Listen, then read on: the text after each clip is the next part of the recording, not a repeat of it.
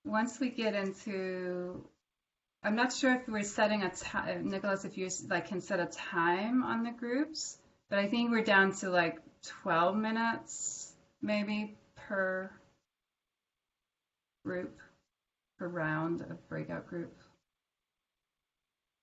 If this is turning out to be too difficult, I don't want to lose the richness of the people who have signed up and are here. Maybe we just stay in one group. And we just we just do we just do one Jamboard after another.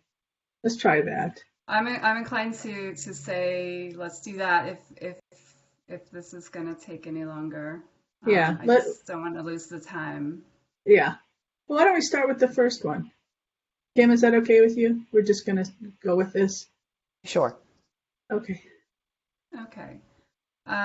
So let's see. We have, if you go up into the chat, let's all go to group 1 Jamboard, and we'll take one question at a time. Oh, it's great seeing people's faces. Wonderful. Yeah, that would be wonderful. If you are able to, and want to turn your camera off, it would be great to see your faces.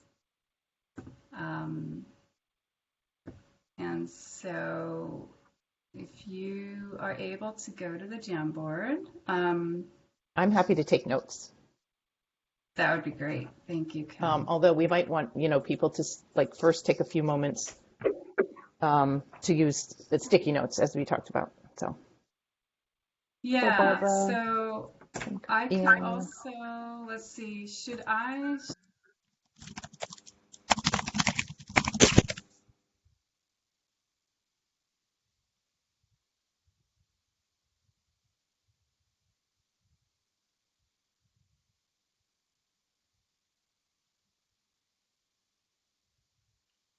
Nicholas, are you there? Yes. Okay, so I think everybody is in a room now. Yes. Do you want me to call them back? Well, were they meant to go into group sessions or?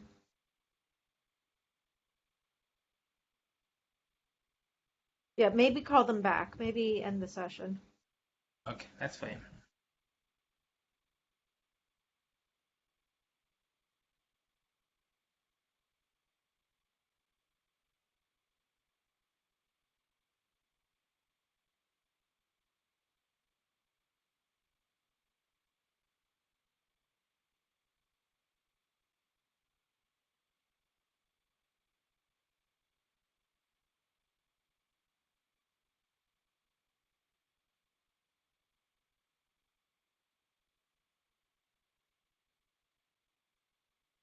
Okay, I guess we were all just thrown out into a breakout group. Yeah, no, sorry about that. This is Lauren.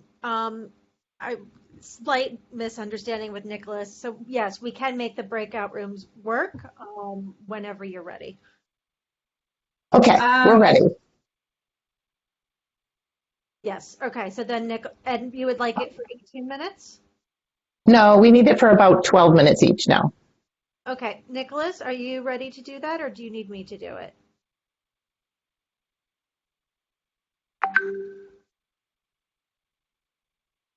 Nicholas, can you hear me? Yes, I can hear you. I can. Sorry for that. I was muted. Okay, great. So then, yeah, let's go ahead and put them into the 3 breakout groups for 12 minutes. Sorry, everyone, for the practice round, but here we go for real. Thank you.